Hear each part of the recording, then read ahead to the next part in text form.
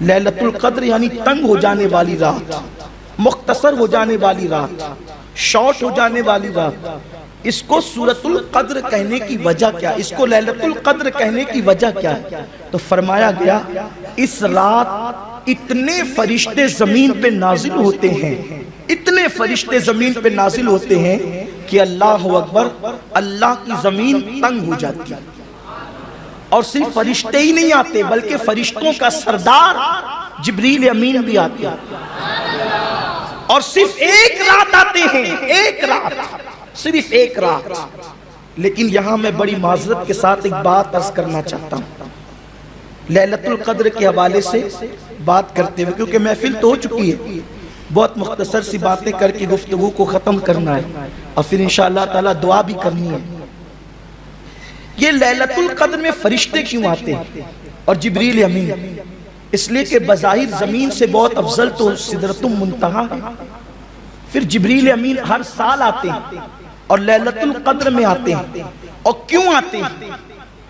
جبریل امین اور سارے فرشتے سال بھر دعا کرتے ہیں، سال بھر دعا کرتے ہیں اللہ ہمیں زمین پر جانے کی اجازت دے تاکہ ہم زمین پہ جائیں اور جا کر کے ہم زمین پر ان لوگوں کے چہروں کی زیارت کریں جو ہم سے بہتر عبادت کرتے ہیں۔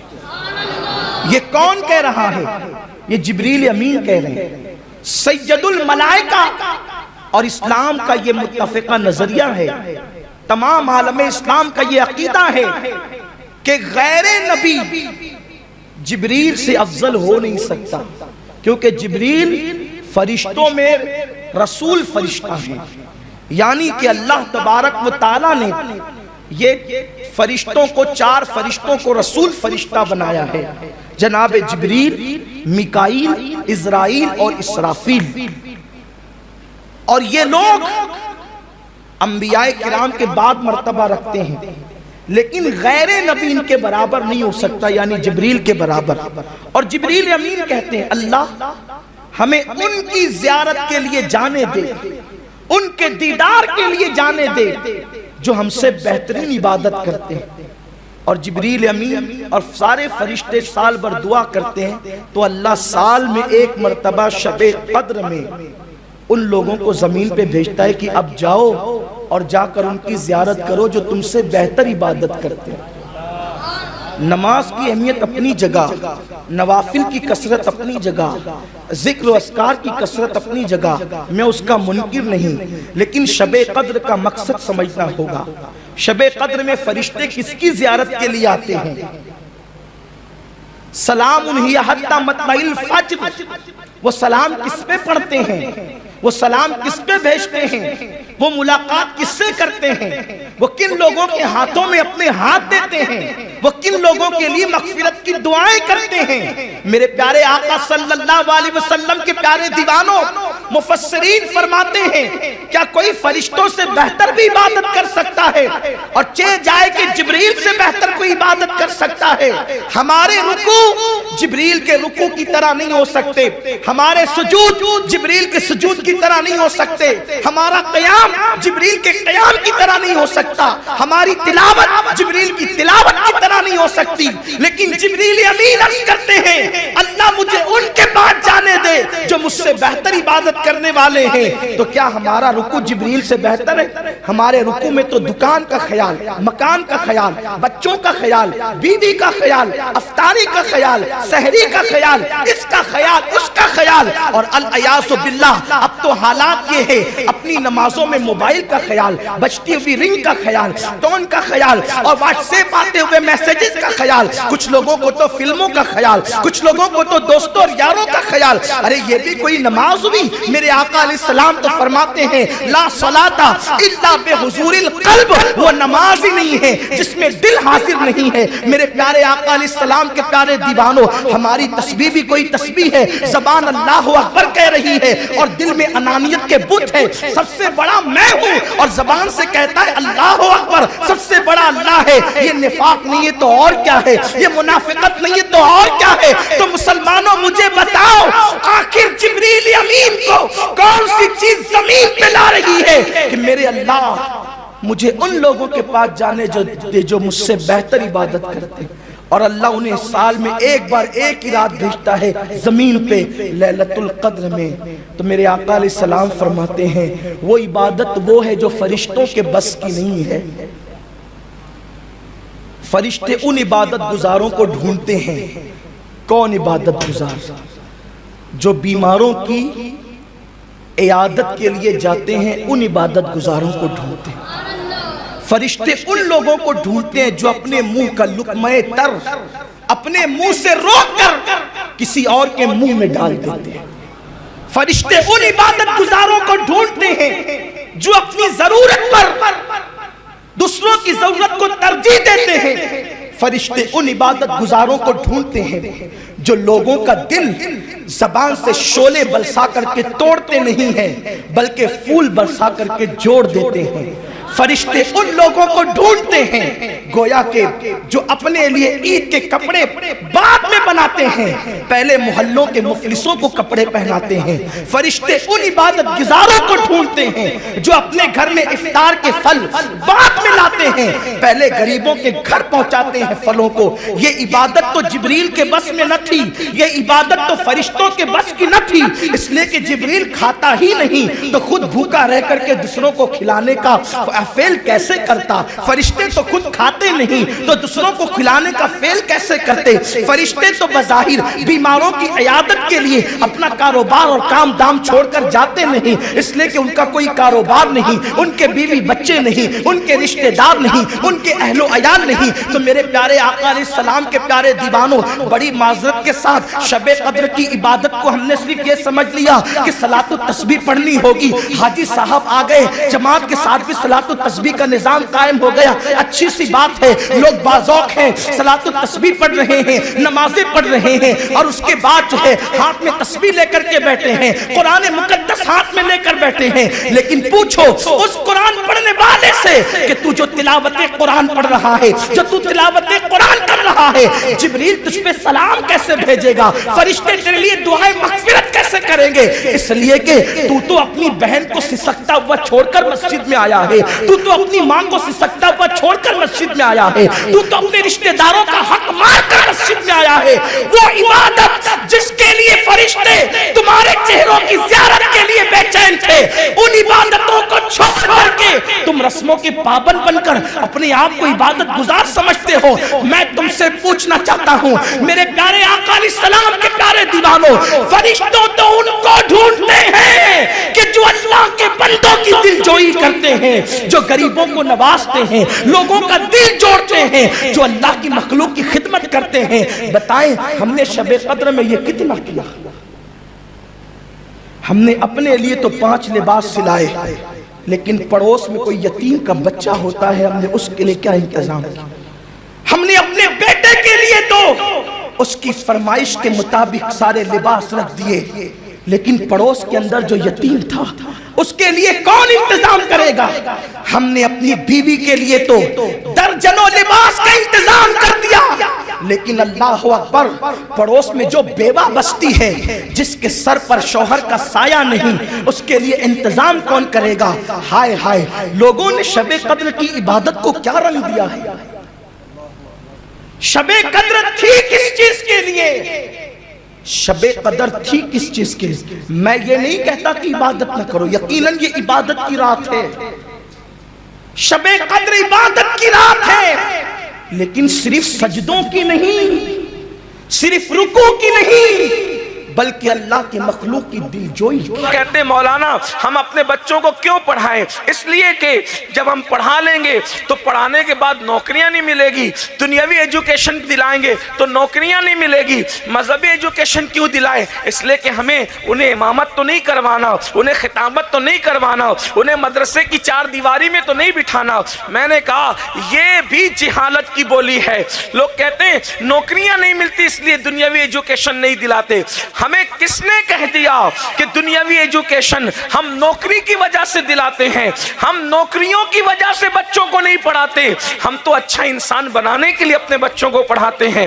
اور بات یہ ہے، آپ کہتے ہیں حافظ بنائیں گے، عالم بنائیں گے تو مسجد میں امامت کرنی پڑے گی۔ میں آپ سے پوچھنا چاہتا ہوں، یہ کس نے جہالت کی بات کہہ دی کہ ہر حافظ قرآن کے لیے امامت فرض ہے اور ہر عالم دین کے لیے مدرسے کی چار دیواری میں نوکری کرنا لازمی ہے؟ آپ سے پوچھنا چاہتا ہوں، امام الائمہ، سراج الامہ، کاشف الغمہ کس مدرسے کے سرونٹ تھے؟ وہ کس مدرسے میں نوکری کرتے تھے؟ وہ کس مسجد میں ملازمت کرتے تھے؟ اللہ کی عزت کی قسم، میرا امام جسے دنیا امام اعظم ابو حنیفہ کے نام سے جانتی ہے، کروڑوں حنفیوں کا امام ہے، اور ان کروڑوں حنفیوں میں غریب نواز جیسا حنفی، محبوب الہی جیسا حنفی، داتا علی حجویری جیسا حنفی، اللہ اکبر قطب الاقطاب بابا قطب الدین بختیار کاکی جیسا حنفی، اپنی نماز جنازہ خود پڑھانے والا صابر پاک جیسا حنفی، ایسے حنفیوں کا امام ہے امام اعظم ابو حنیفہ۔ اتنا بڑا عالم ہو کر بھی جس کی علمی صلاحیتوں کا عالم یہ ہے کہ حدیث میں اشارہ آتا ہے کہ علم اگر سریا کی بلندیوں پہ ہوتا تو ابنائے فارس میں سے ایک بندہ علم کو وہاں سے بھی حاصل کر لیتا۔ وہ امام اعظم مدرسے میں نوکری کرنے کی بجائے بازار میں تجارت کرتے نظر آ رہے ہیں۔ اللہ اکبر، آپ اندازہ فرمائیں، میرے نوکری اور ملازمت کے انداز سے آپ چراغپا نہ ہوئیے گا، اس لیے کہ علم کو بطور خیرات بانٹنا ایک الگ عنوان ہے جو امام اعظم نے کر دکھایا ہے، اور وہ تجارت کرتے تھے۔ اور آپ کو بتاؤں، کوفہ میں ان سے بڑا عالم بھی کوئی نہیں تھا اور کوفہ میں ان سے بڑا مالدار بھی کوئی نہیں تھا۔ آج ضرورت ہے ہم اپنے بچوں کو دینی اور دنیاوی ایجوکیشن دونوں دلوائیں۔ اس کا کیا نتیجہ کیا نکلے گا؟ نتیجہ یہ نکلے گا جو ابھی آپ سنیں گے۔ آج ایجوکیشن نہ ہونے کی بنیاد پر ہماری قوم کے تاجر 250 روپے کی چپل بیچنے کے لیے اللہ کی جھوٹی قسم کھاتے ہیں۔ اتنا گر چکا ہے مسلمان، 200-250 روپے کی چپل بیچنے کے لیے اللہ کی جھوٹی قسم کھا رہا ہے، اور اللہ کی جھوٹی قسم کھانے پر اس کو کیا وعید ہے کچھ پتہ ہی نہیں ہے، نہیں معلوم ہے اس کو جھوٹی قسم کا انجام کیا ہے۔ کسی دوست کو منانے کے لیے اللہ کی جھوٹی قسم کھا رہا ہے۔ حد تو یہ ہے کہ 100 روپے کی پالک کی سبزی بیچنے کے لیے وہ اللہ کی جھوٹی قسم کھا رہا ہے، اور جھوٹی قسم کا خمیازہ کیا ہے، اس کی سزا کیا ہے؟ اللہ پاک حدیث قدسی میں فرماتا ہے کہ میرے نام کو قسموں کا نشانہ نہ بناؤ، جو میرے نام کی جھوٹی قسم کھائے گا میں اس کی 7 پشتوں تک لعنت کروں گا۔ علم نہیں ہے، اپنی نسلیں برباد کر رہے ہو، اپنی نسلیں تباہ کر رہے ہو، اپنی نسلوں کو بربادی کے دہانے تک پہنچا رہے ہو۔ یہ جو روایت میں نے پڑھی اس کو ابن حجر نے اپنی کتاب میں لکھا۔ اب آئیے، اگر آپ اپنے بچوں کو علم دین سکھاؤ گے، اور پہلی بات تو ہم لوگ دینی اور دنیاوی علوم میں فرق نہیں کرتے، اس کی وجہ یہ ہے کہ سارے علوم ہی قرآن سے نکلے ہیں۔ دینی اور دنیاوی علوم کی تقسیم تو بعد میں کسی سازش کے تحت کی گئی ہے، سارے علوم ہمارے یہاں سے چلے ہیں۔ اگر کوئی کہتا ہے کہ سائنس کے علوم کہاں سے آئے، میں نے کہا وہ بھی ہم نے دیے، تو لوگ اس کا مذاق اڑاتے ہیں، مولویوں کے دماغ چوتھے آسمان پر ہیں۔ میں نے کہا ہوا میں بات کرنا الگ ہے، دلیل سے بات کرنا الگ ہے، ہم ابھی ثابت کر دیتے ہیں۔ اور ایک بات نہیں، میں تو کوئی محقق نہیں ہوں، ایک طالب علم ہوں، لیکن آپ کو یہ ضرور کہوں گا، آپ الجبرا، جیومیٹری، سائنس، کسی بھی علم کو میرے سامنے لا کر رکھیے، انشاءاللہ تبارک و تعالی میں اپنے اولیاء اور اپنے اسلاف کے اقوال سے اس کے ضابطے ثابت کروں گا انشاءاللہ۔ بڑی بات نہیں کرتا۔ دیکھیے، آپ نے بھی سائنس پڑھا ہوگا، ہم نے بھی کچھ تھوڑا بہت پڑھا۔ ایک ہے علم جسے علم صوتیات کہتے ہیں عربی میں، علم صوتیات، اور اس کو اردو زبان میں آواز کا علم کہتے ہیں۔ ٹھیک، آواز کے علم کے لیے اسکول اور کالجز میں ایک ضابطہ پڑھایا جاتا ہے۔ آواز کیوں سنائی دیتی ہے؟ تو سائنس کہتی آواز سنائی دینے کی وجہ یہ ہے ضابطہ ہے، یہ ضابطہ ہے، اصول ہے۔ ضابطہ یہ ہے آواز اس لیے سنائی دیتی ہے کہ آواز کی لہریں ہوا کے دوش پر سفر کرتی ہے، یہی ضابطہ ہے۔ انگلش میڈیم میں بھی، اردو میڈیم میں بھی، مراٹھی میڈیم میں بھی، ہندی میڈیم میں بھی یہی اصول ہے نا کہ آواز کی لہریں ہوا کے دوش پر سفر کرتی ہے۔ اسی لیے جہاں ہوا نہیں ہوگی وہاں آواز سنائی نہیں دیتی۔ چاند پر اگر آپ جا کر کے بات کریں، اگر چلے جائیں تو لوگ کہتے ہیں ہم گئے تھے، ہم کہتے ہیں کہ آپ اگر چاند کی شہادت دے دے کہ ہم نے دیکھا تو ہم اس کو نہیں مانتے، تو آپ کا چاند پہ جانا ہم کیسے یقین کر لیں؟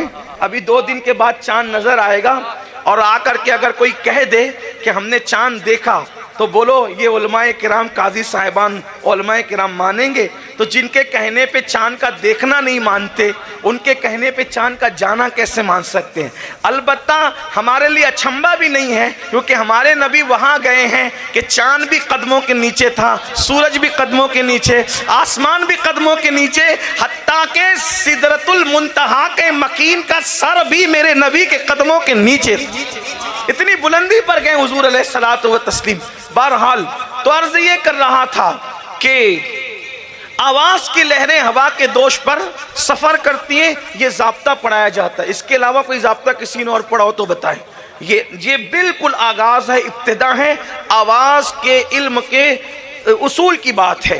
اب ہوا کی لہروں پر ہی آواز، ہوا کے دوش پر ہی آواز کی لہریں سفر کرتی، یہ بات اپنی جگہ ہے۔ یہ ضابطہ کس نے پیش کیا؟ کہاں سے پیش ہوا؟ تو جس نے جتنی بھی باتیں کہیں وہ اپنی جگہ، لیکن ہم سب سے پہلی مرتبہ اس ضابطے کو عملی نمونے کی شکل میں اگر کہیں دیکھ رہے ہیں تو وہ میدان کربلا ہے۔ یہ ضابطہ آواز کی لہریں ہوا کے دوش میں سفر کرتی ہے، یہ ضابطہ اگر کہیں سے ملتا ہے تو وہ میدان کربلا سے عملی طور پہ ملتا ہے کہ جب کٹی پٹی لاشوں پر گھوڑے دوڑ چکے اور امام زین العابدین مظلوم کربلا نے اپنی آواز کو پہنچانا چاہا تو نہ چڑیوں کو بلایا، نہ کبوتروں کو بلایا، نہ تصور کو بلایا، نہ تخجل کو بلایا، بلکہ آواز دی تو کس کو آواز دی؟ ان الفیا ریح الصبا یوما الى ارض الحرم بلغ سلامی روضتن فیہا النبی المحترم۔ اے ہوا ادھر آ، اگر تیرا گزر مدینے کی طرف ہو تو میرا پیغام میرے نانا محمد الرسول اللہ کو پہنچا دینا۔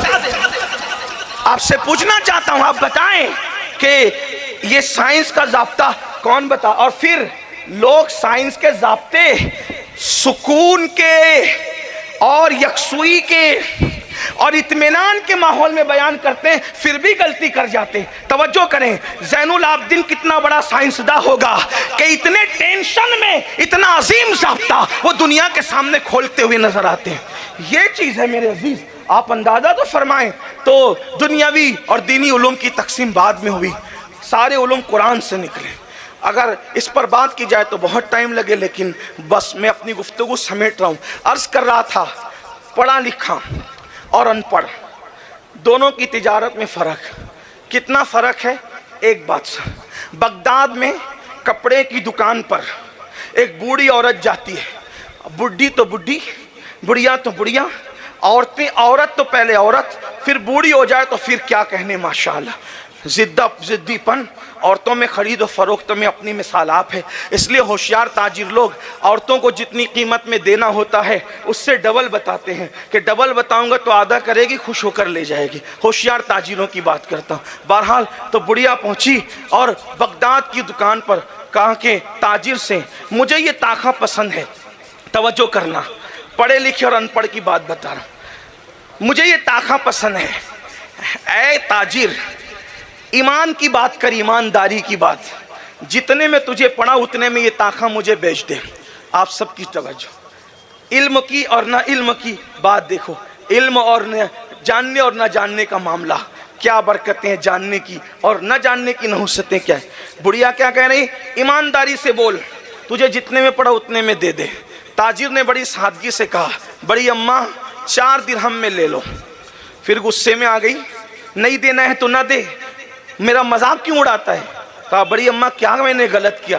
4 درہم کا لے لو۔ کہا 4 درہم میں کوئی کپڑے کا تاخا ملتا ہے؟ 4 درہم میں کوئی کپڑے کا تاخا ملتا ہے؟ تو تاجر نے کہا بڑی اماں نہیں ملتا، لیکن تم نے کہا نا ایمانداری سے بول، جتنے میں پڑا اتنے میں دے دے، تو یہ مجھے 4 درہم میں پڑا۔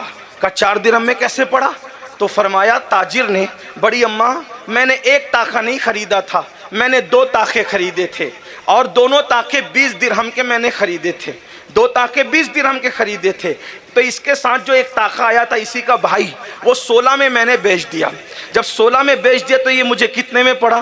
تو کہا 4 میں پڑا۔ تو تم نے کہا نا ایمانداری سے بول، جتنے میں پڑا اتنے میں دے دے، تو میں 6 درہم کے لیے ایمان نہیں بیچ سکتا، اس لیے کہ ایمان 6 درہموں کے عوض نہیں بیچا جا سکتا۔ ایمان اس قیمتی سرمایہ کا نام ہے، اگر جان دے کر بچانا پڑے تو بھی سودا سستا ہے۔ میں 6 درہم کے لیے ایمان کیسے بیچ دوں؟ تو نے جب ایمان کی بات کی ہے تب درہم نہیں دیکھے جائیں گے، ایمان دیکھا جائے گا، کیونکہ درہم تو یہیں چھوڑ کے جائیں گے، ایمان تو جنت تک لے جائے گا۔ لے جا 4 درہم میں تاخا۔ آپ سے پوچھنا چاہتا ہوں وہ کون سا تاجر تھا جس نے درہموں کو نہیں بلکہ ایمان کو اہمیت دی؟ اسی کو دنیا امام الائمہ سراج الامہ کاشف الغمہ امام اعظم ابو حنیفہ کے نام سے جانتی۔